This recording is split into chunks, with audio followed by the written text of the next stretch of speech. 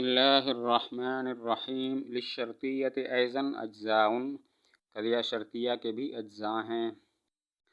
ویسمى الجزء الاول منها مقدما، اور نام رکھا جاتا ہے ان میں سے جزء اول کا مقدم، والجزء الثانی منها تالیا، اور ان میں سے جزء ثانی کا نام رکھا جاتا ہے تالی۔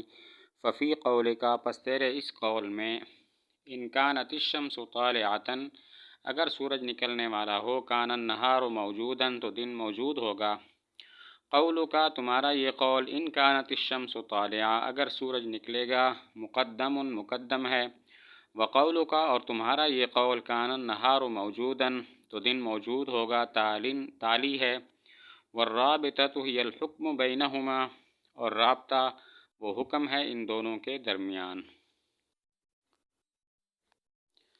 قضیہ شرطیہ کے بھی تین جز ہیں، مقدم، تالی اور رابطہ۔ مقدم جزء اول کو کہتے ہیں، تالی جزء ثانی کو کہتے ہیں، اور رابطہ ان دونوں کے درمیان حکم کو کہتے ہیں۔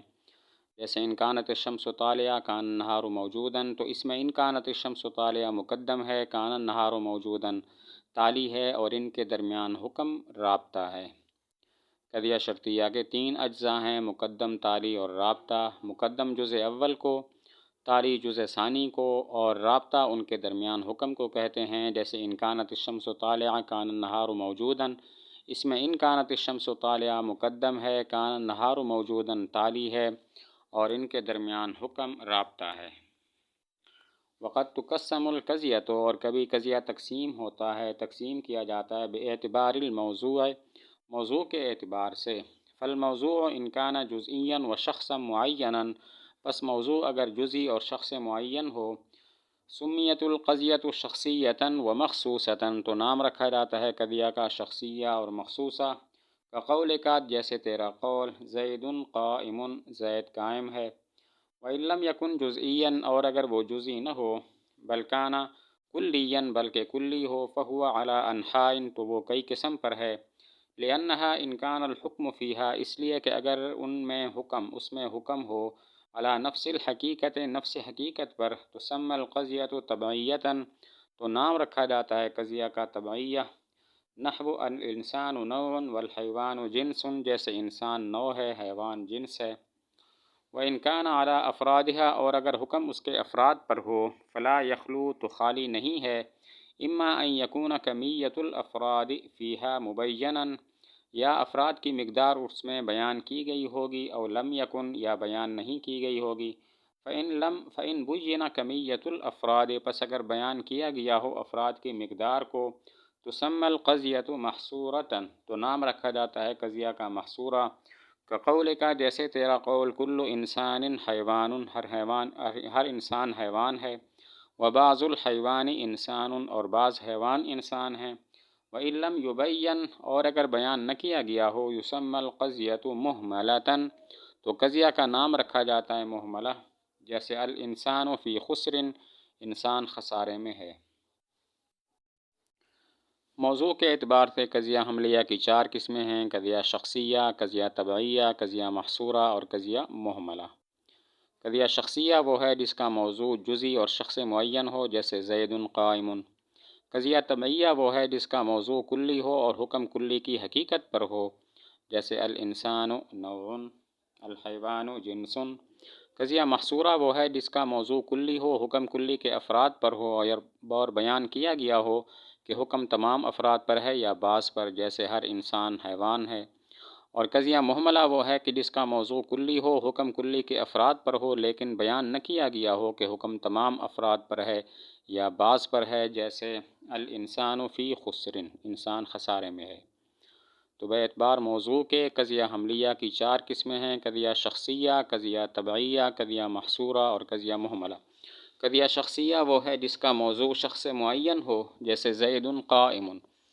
قضیہ طبعیہ وہ ہے جس کا موضوع کلی ہو اور حکم کلی کی حقیقت پر ہو، جیسے الانسان نوع۔ اور قضیہ محصورہ وہ ہے جس کا موضوع کلی ہو، حکم کلی کے افراد پر ہو، اور بیان کیا گیا ہو کہ حکم تمام افراد پر ہے یا بعض پر، جیسے ہر انسان حیوان ہے۔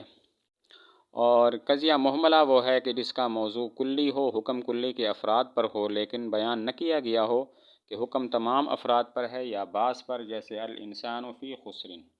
فصل، یہ فصل ہے۔ المحصورات، محصورات اربع، چار ہیں۔ احداہا الموجبۃ الکلیۃ، ان میں سے ایک موجبہ کلیہ ہے، جیسے تیرا قول ہر انسان حیوان ہے۔ والثانیۃ الموجبۃ الجزئیۃ، اور دوسرا موجبہ جزیہ ہے، جیسے بعض حیوان اسود ہیں۔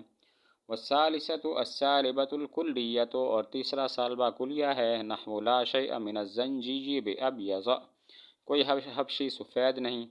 والرابع السالبۃ الجزئیۃ، اور چوتھا سالبہ جزیہ ہے، نحو بعض الانسان لیس باسود، بعض انسان سیاہ نہیں ہے۔ قضیہ محصورہ کی چار قسمیں ہیں: موجبہ کلیہ، موجبہ جزیہ، سالبہ کلیہ۔ سالبہ جزیہ موجبہ کلیہ یہ ہے کہ جس میں محمول موضوع کے تمام افراد کے لیے ثابت ہو، جیسے ہر انسان حیوان ہے۔ موجبہ جزیہ یہ ہے کہ محمول موضوع کے بعض افراد کے لیے ثابت ہو، جیسے بعض حیوان اسود ہیں۔ سالبہ کلیہ یہ ہے کہ جس میں محمول موضوع کے تمام افراد سے نفی کیا گیا ہو، کوئی حبشی سفید نہیں۔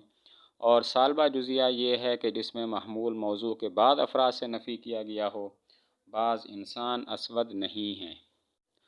قضیہ محصورہ کی چار قسمیں ہیں: موجبہ کلیہ، موجبہ جزیہ، سالبہ کلیہ۔ سالبہ جزیہ موجبہ کلیہ یہ ہے کہ جس میں محمول موضوع کے تمام افراد کے لیے ثابت ہو، ہر انسان حیوان ہے۔